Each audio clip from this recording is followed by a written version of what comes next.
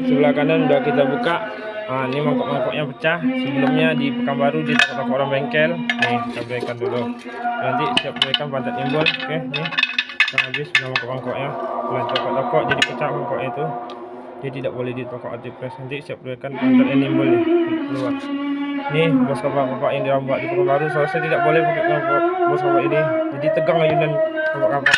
Nih, udah kita ganti baru. Oke. Kita berikan dulu menjadi padat dan tidak ulang lagi.